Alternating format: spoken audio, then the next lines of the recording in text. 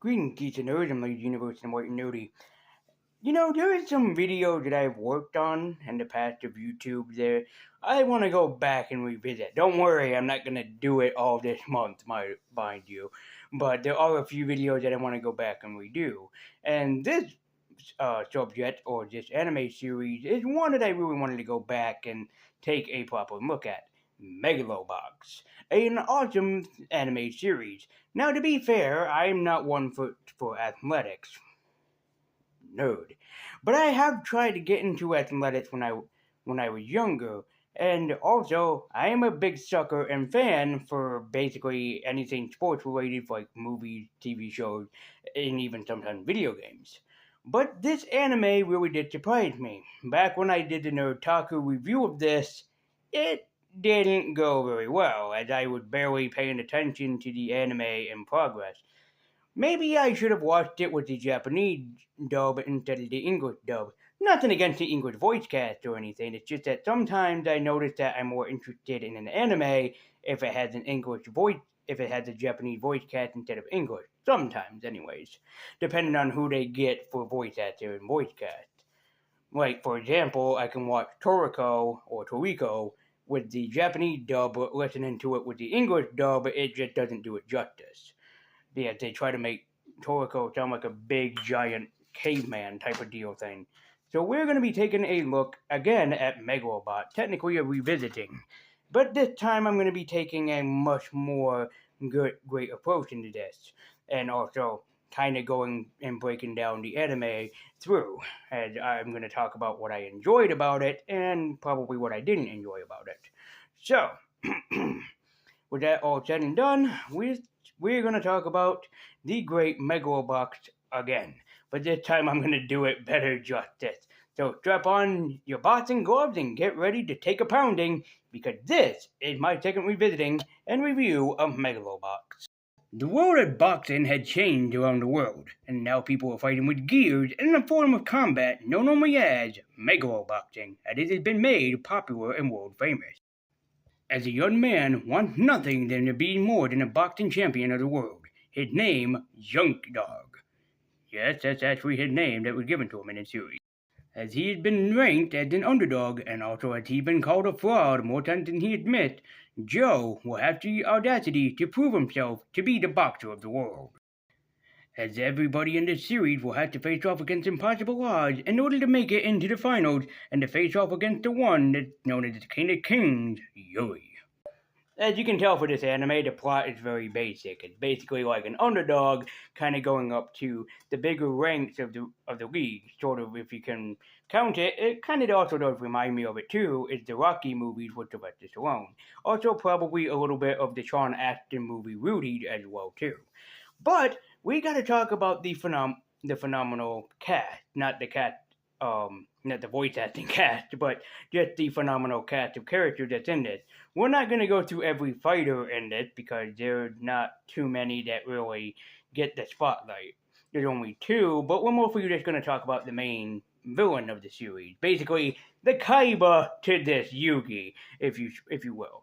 So, let's go down and break up the cast of characters, as they are kind of brilliant to have in this series. Each one is very important in their own ranks. So, let's talk about the amazing cast of characters, starting with Junk Dog's main manager, Manubu, or Manbu, who is basically a drunken old-timer that's basically done his time on the ring. As Manbu knows that he's nothing more than a bad bet. There is nothing that he can do at making himself that much of a bad bet and making himself a fraud in the sports ring. However, while Manbu may be mostly drunk most of the time and care about nothing more than money and making a bad bet, he is not without his flaws, and he is not the perfect coach. As Manbu has been around the ring and been around with countless fighters, he still knows his way around the ring, and that he is very smart in the world of the sport that he plays. And while Manbu might be nothing more than an old-timer that really cut his rings and cut his flaws, he's shown up for his flaws and resurrected them and made them for the better. As his character reminds me a lot of Hugh Jackman's character of Charlie Kenton from the film known only as Real Steel. As at first, Charlie was nothing more than a bad bet, and also he was a boxer that learned his time in the ring and learned how to fight even though robots had been replacing humans. But eventually learned that he was more than he bargained for, thanks to both his son and the robot boxer in the movie known only as Adam that helped him learn that he was a lot more than he bargained for. As Mambu sees himself inside of not only the child Shachio that hangs around him, but as well as Gila Joe. Then there's the scrapper and scavenger of the team, Shakio, and also the team technician, who is a lot more smarter than he gives him own credit for. As at first we soon learned that Shakio really did care mostly about his brothers or his brothers in arms and nothing else, but eventually he began to take a turn for the darker. As Shakio's father used to work for the Churado Empire and work on designing gears for fellow boxers so they could use them in the fight, but ended up being killed. As he was ready to seek revenge for his father, rather than in any means necessary, he wanted to get vengeance, and then he would end up using Joe to get back his vengeance. That is until Shachio remembers how important that Joe is and the importance of the friendship that he had with him, and thus left his revenge spree and his spree of vengeance. That Shachio reminds me a lot of Robin, and that I really do see the comparison of Robin and young Shachio together as one, especially with the comparison. As very similar to Shachio, Robin has lost everything. He lost his parents, he lost the place where he grew up, but eventually found himself again in the form of Batman. As it was Batman, not really Robin, that ended up using Robin in order to gain back his vengeance and to have Robin gain back his own vengeance and his own vengeance spree. But he would end up becoming a great partner to that of Bruce Wayne, and ended up joining him for a good cause, even though he was also using Bruce to get back his own vengeance. And at the opposite end of the spectrum is Yuri, the main villain and the main protagonist of the entire series, who wanted nothing more than a great fight and saw that inside of Junkyard Dog. As Yuri does nothing but live for the crave of the fight, as he wants nothing more than somebody that was equal to him and somebody that was worthy of his time and worthy of a great fight. But like a great boxer or a great contender, he wanted to wait for that time, or that specific time, for Joe to be more on his level before he began to fight him on his level. And as in the end, he got that fight that he'd been looking for the longest time, and finally the challenger that was worthy of his time, his patient, and the one that he'd always been waiting for. Yuri is the essential villain to have in this entire progress of the series or of this franchise, as Yuri doesn't really remind me of anyone in specific because he is very similar to any great sports player out there, always looking for that great challenge, always looking for the one that can really measure up to where they became. And a lot of sports players, especially even boxers, wrestlers, and fighters, really crave that thrill of excitement, and Yuri is that personified, as he is a well-written character in this, as he was waiting for the right time to face off against Junk Dog again, or Gearless Joe, as he really wanted to know just what that Joe was made out of, and really wanted to see what he could become later on in the series, as he wanted that really good thrill to fight. And he was a great villain to have in the series, not really showing up properly until the last episode.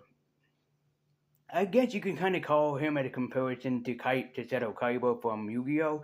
And that he wanted to face off against Yugi and basically did several times over to the point where he wanted nothing more than to beat him to sit on top again.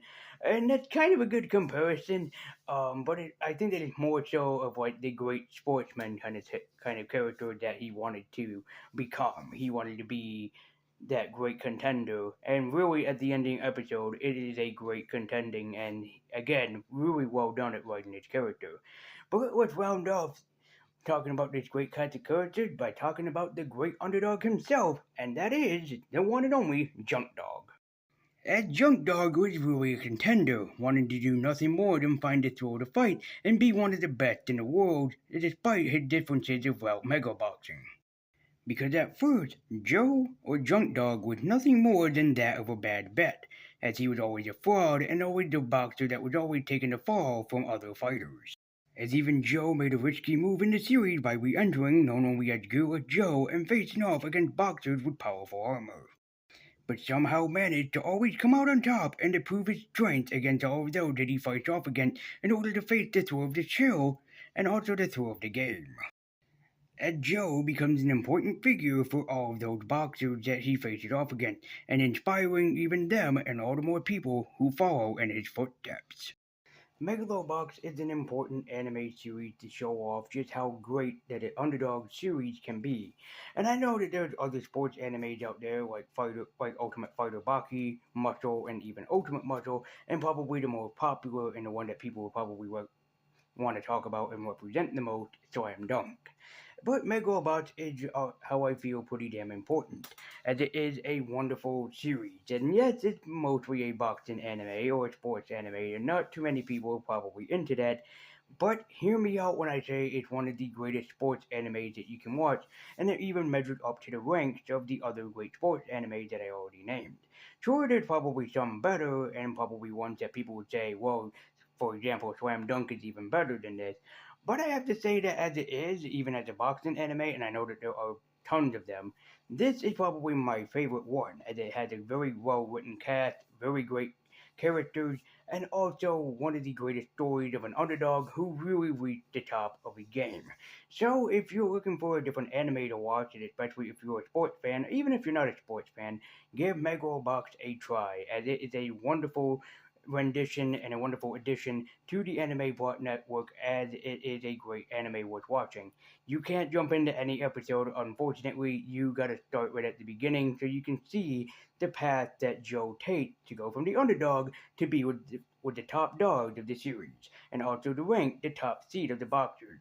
And yes, I know that there is a season 2 of this, and if I can track it down, I'll review it. But as it stands, the first season of Megalobox, or just Megalobox, is a wonderful addition to the Anime Network series, and for any sports fans or even fans of sports animes can get up to. So why don't you throw your hat in the ring and try out Megalobox to see if it's worthy of your time.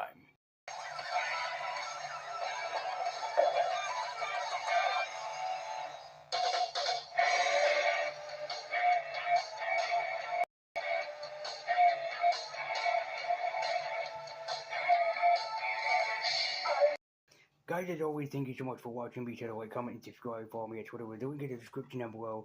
And let me know what you guys think about Megalobox. And I wanted to come back and revisit it to kind of give it a more proper review, as I felt like I didn't do much justice in that said short video, like only like 8 or 9 minutes. I didn't really do it justice.